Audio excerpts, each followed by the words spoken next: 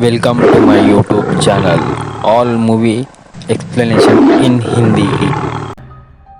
ये movie real incident पर based है, जहां पर एक सीरियल किलर योंगचू को 2005 में जेल हो गई थी क्योंकि उसने 20 लोगों का मर्डर बड़ी बेरहमी से कर दिया था और इनमें से ज़्यादातर प्रोस्टिट्यूट हुआ करती थी जिन्हें वो अपना घर पर सर्विस देने के लिए बुलाता है और फिर वो उनका मर्डर एक हथौड़े से कर देता था। योंगचू को कई बार पुलिस ने अरेस्ट किया था, लेकिन सबूत न होने के कारण वो हर बार छूट जाया करता था। योंगचू कैसे इन लड़कियों को मारकर भी बाहर आता था, हम इस वीडियो में देखेंगे, तो आगे इस वीडियो में बने रहिएगा। और हाँ दोस्तों, इस मूवी को कॉपी करके हमारे बॉलीवुड में भी एक मूवी आई थी जो कि सुपर डुपर हिट थी, और वीडियो को देखने के बाद में मुझे कमेंट में उस मूवी का नाम जरूर बताइएगा। मूवी की शुरुआत एक एक्स डिटेक्टिव जोंगहू से होती है, जो कि पहले एक डिटेक्टिव था लेकिन अब वो एक दलाल बन गया था। मतलब कि वो कस्टमर को प्रोस्टिट्यूट प्रोवाइड करवाता था।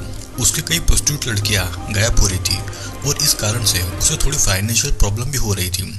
उसके ऊपर कर्जा भी बहुत हो गया था। फिर एक दिन जोंगहू को एक अननोन नंबर से कॉल आता है जो कि उसे एड्रेस देता है और उस पर एक प्रोस्टिट्यूट को भेजने को कहता है, जहां पर जोंगहू सोंग ही को भेजता है। ये प्रोस्टिट्यूट क्लाइंट को अपनी सर्विस दे रही थी, लेकिन उसे पता चल गया था कि उसका क्लाइंट उसके सीक्रेटली कोई वीडियो बना रहा है और इसीलिए वो गुस्से में वहां से जाना चाहती थी, जिससे कि क्लाइंट का ईगो हर्ट हो गया था और वो सोंग ही पर ही अटैक कर देता है। फिर कुछ देर के बाद में जोंगहू उस एड्रेस पर पहुंचता है और देखता है कि उस क्लाइंट ने सोंगी को बहुत मारा पीटा है। जोंगहू भी क्लाइंट को एक थप्पड़ मारकर उसे इसके बदले और भी ज्यादा पैसे मांगता है। फिर इस इंसिडेंट के बाद में सोंगी भी अब धंधे को ज्यादा नहीं करना चाहती थी। जोंगहू उसे अपने कार में ले जा रहा था, जहाँ पर सोंगी उससे गायब हो रही लड़कियों के बारे में पूछती है और उन्हें ढूंढने को भी कहती है, लेकिन जोंगहू को उन लड़कियों से कोई मतलब नहीं था। उसे तो बस अपने पैसों की परवाह थी। और ये सुनकर सोंगी बहुत नाराज होती है और बीच रास्ते में ही जोंगहू की कार से उतरकर चली जाती है। जिसके बाद में जोंगहू का असिस्टेंट उसे कॉल करके बताता है कि एक क्लाइंट को उनके पास में जो गर्ल्स अवेलेबल है उनमें से कोई भी पसंद नहीं आ रही थी और उनके पास में कोई और लड़की भी नहीं बची थी। जोंगहू फिर मीजी को उस क्लाइंट के पास में भेजने का सोचता है, जो कि अपनी तबीयत खराब होने के कारण छुट्टी पर थी। मीजी बिल्कुल भी नहीं जाना चाहती थी, लेकिन जोंगहू उसे जाने के लिए फोर्स कर रहा था। अब अपने ऑफिस वापस जाते समय जोंगहू को एक मोबाइल मिलता है जो कि उसकी एक मिसिंग लड़की का था। जोंगहू उसके फोन में लास्ट कॉल चेक करता है और उसे एक क्लाइंट का नंबर मिलता है जो कि जोंगहू की कई लड़कियों से सर्विस ले चुका था। और अब जोंगहू को लग रहा था कि यही क्लाइंट शायद सभी लड़कियों को गायब कर रहा है और इसी क्लाइंट के पास मिजी जा रही थी। जोंगहू को लग रहा था कि शायद दाल में कुछ काला जरूर है, लेकिन फिर भी वो मिजी को उसका एड्रेस देकर उसे वहां पर भेज देता है ताकि वो उसका पीछा करके उस क्लाइंट को रंगे हाथों पकड़ सके। जोंगहू पुलिस की मदद भी लेना चाहता था, लेकिन उनके शहर में मेयर के ऊपर कुछ ग्रुप ने अटैक कर दिया था और पुलिस भी उन्हें पकड़ने में लगी हुई थी। अब इधर मिजी को उसका क्लाइंट अपने घर पर ले जाता है। मिजी की तबीयत पहले से ही खराब थी और वो जाना तो नहीं चाहती थी, लेकिन जोंगहू के डर से वो चुपचाप क्लाइंट के साथ में जा रही थी। और यहाँ पर जोंगहू उसका पीछा कर रहा था और वहां तक पहुंच जाता है जहां तक मिजी अपनी कार को पार्क करके क्लाइंट के साथ में गई थी।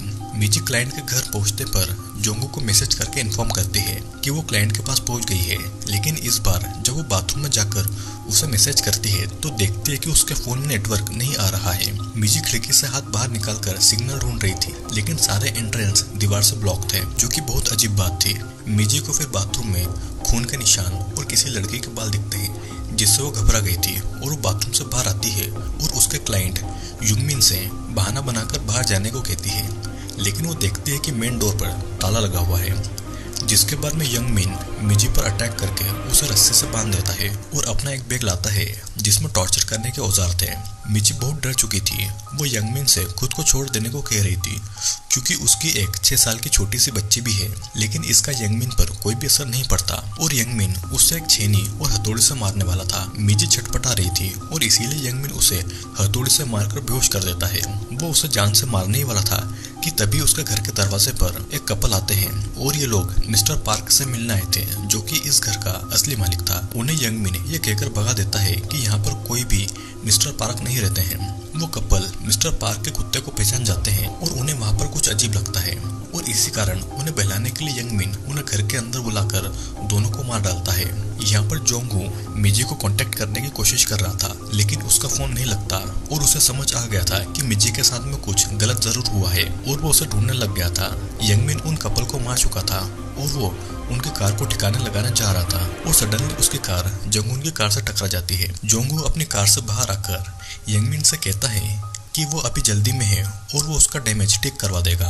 वो यंगमिन का नंबर मांगता है, लेकिन यंगमिन उसे अपना नंबर नहीं देता और कार के अंदर से जोंगहो यंगमिन के शर्ट पर खून के धब्बे देख लेता है, जिसे देखकर उसे शक होता है और जोंगहो अपने क्लाइंट के नंबर पर कॉल करता है और उसके कॉल करते ही कार के अंदर बैठे यंगमिन का फोन बज उठता है। मतलब कि जिस क्लाइंट को जोंगहो ढूंढ रहा था वो उसके सामने ही था और अपने आप को बचाने के लिए यंगमिन कार से निकलकर भागता है, लेकिन जोंगहो उसे पकड़ लेता है।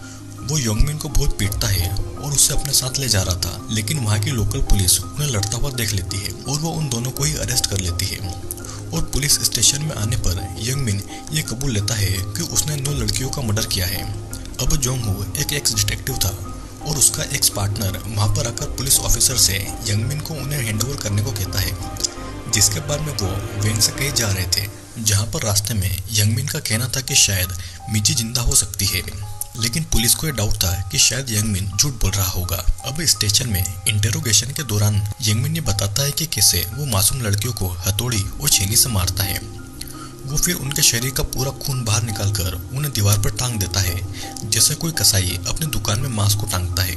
पुलिस उसका कन्फेशन ले रही थी, लेकिन जोंगहो को उस पर बड़ा गुस्सा आ रहा था और वो चाहता था कि यंगमिन छूट जाए और वो उससे उसके लड़कियों का बदला ले ले। वो कहता है कि यंगमिन ने किसी का खून नहीं किया है, वो झूठ बोल रहा है और इसीलिए पुलिस उसके शर्ट पर लगे खून का डीएनए मिजी से मिलाती है। वो मिजी के घर जाते हैं, जहाँ पर बेचारी मिजी की छोटी सी बच्ची अकेली थी। जोंगहो को उससे देखकर बहुत बुरा लगता है और वो डिसाइड करता है कि जब तक मिजी नहीं मिल जाती तब तक वो उसकी बच्ची का ध्यान रखेगा। पुलिस इन्वेस्टिगेशन में ये पता चलता है कि यंगमिन को पहले भी मर्डर के लिए कई बार अरेस्ट किया गया है, लेकिन सबूत न होने के कारण उसे हर बार छोड़ दिया जाता था। जोंगहो फिर अपने खुद के इन्वेस्टिगेशन भी करता है और वो यंगमिन के होम टाउन जाता है उसके बारे में जानने के लिए, जहाँ से उसे ये पता चलता है कि यंगमिन को अपने भतीजे का सर फोड़ देने के लिए पहले भी जेल भेजा गया था। फिर कुछ और इन्वेस्टिगेशन के दौरान जोंगहो देखता है कि यंगमिन ने पहले एक लड़के को बुलाया था और वो अभी तक जिंदा है, जो कि उसके पास से बचकर आई इकलौती लड़की थी। जोंगहो उस लड़की के पास में पहुंचता है, जो कि उसे बताती है कि असल में यंगमिन एक आदमी नहीं बल्कि वो इम्पोर्टेड है, यानी कि यंगमिन की सेक्सुअल पावर कुछ भी नहीं है। जोंगहो के मैनेजर को फिर यंगमिन का पुराना घर मिलता है, लेकिन वहाँ पर भी मिजी नहीं थी। लेकिन जोंगहो देखता है कि दीवारों पर कई सारे धार्मिक पेंटिंग्स हैं। फिर इधर स्टेशन में एक ऑफिसर यंगमिन का इंटेरोगेशन कर रहा था। वो पूछता है कि क्या वो अपनी सेक्सुअल डिजायर न पूरा करने के कारण लड़कियों को मारता है, जिस पर गुस्सा होकर यंगमिन उस ऑफिसर पर अटैक कर देता है। फिर इधर जोंगहो जब यंगमिन के घर से अपनी कार के पास आता है तो मिजी की बेटी वहाँ नहीं थी और वो देखता है कि उसका एक्सीडेंट हो गया है और इसीलिए वो उसे हॉस्पिटल में एडमिट करवा देता है। जोंगहो को बड़ा गुस्सा आ रहा था क्योंकि पुलिस कुछ नहीं कर रही थी और वो परेशान होकर खुद स्टेशन जाता है और वो वहाँ पर जाकर यंगमिन को बहुत मारता है। पुलिस ऑफिसर भी उसे मारने देते हैं क्योंकि वो भी यंगमिन की इस हरकत से गुस्सा थे, क्योंकि वो भी सीनियर ऑफिसर के ऑर्डर के बिना कुछ भी नहीं कर सकते थे। जिसके बाद में यंगमिन पुलिस को लड़कियों की बॉडीज की लोकेशन बता देता है और पुलिस पूरी टीम के साथ में यंगमिन के खिलाफ सबूत ढूंढने के लिए उस लोकेशन पर जाकर खुदाई कर देती है। लेकिन जोंगहो का यह कहना था कि यंगमिन ने उन्हें गलत लोकेशन बताई है ताकि वो उनका टाइम वेस्ट कर सके, लेकिन उसकी बातों को कोई भी नहीं मानता। इधर पुलिस स्टेशन में यंगमिन का वकील भी आ गया था और वो देखता है कि यंगमिन को बहुत मारा गया है, जिसके लिए वो पुलिस चीफ से उसकी बेल के लिए मांग करता है। वो ये भी कहता है कि पुलिस असली कातिल को नहीं पकड़ पा रही है, इसीलिए उन्होंने यंगमिन को पकड़ा और उन्होंने जोंगहो को भी जाने दिया, जबकि उसने यंगमिन को बहुत ज्यादा पीटा है। और वकील की इन बातों से अब पुलिस जोंगहो को पकड़ने के लिए चली जाती है। वो उसे पकड़कर पुलिस स्टेशन ले जा रहे थे तो वो बचने की कोशिश करता है और उनकी वैन का एक्सीडेंट हो जाता है। वहाँ पर वो अपने एक्स पार्टनर की मदद से बचकर भाग जाता है और इधर यंगमिन को पुलिस ने छोड़ दिया था। यहाँ पर हम देखते हैं कि मिजी सच में जिंदा है। उसे होश आता है और जैसे तैसे वो खुद को खोलने में कामयाब होती है। वो देखते हैं कि यहाँ पर कई सारी लड़कियों की लाशें हैं, कुछ तो घर के अंदर है और कुछ बाहर, जिन्हें कुत्ते खा रहे हैं।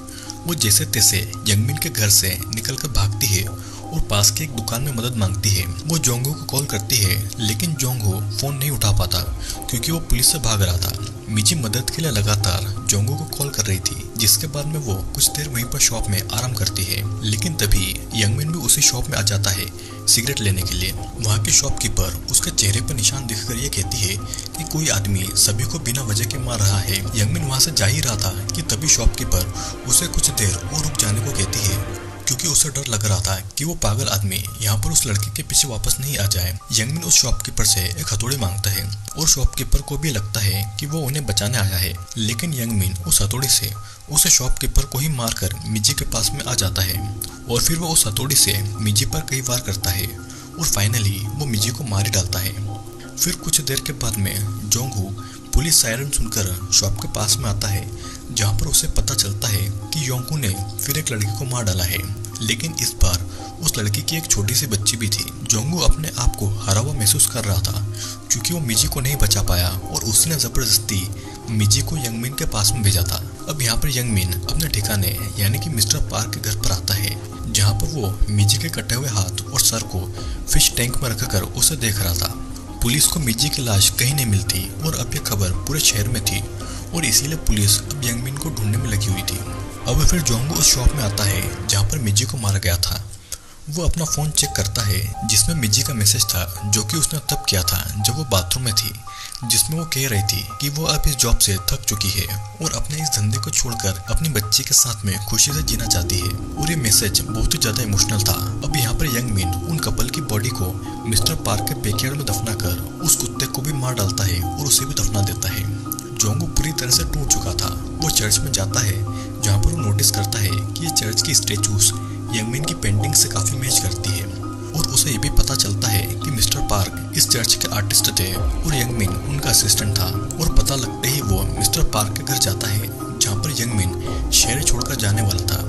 लेकिन जोंगहू उस पर अटैक कर देता है और उसे घसीटकर वापस से घर में ले आता है और उसे घर में लाने के बाद में वो उसे बहुत ज्यादा पीटता है, क्योंकि वो मिजी का बदला उससे ले रहा था।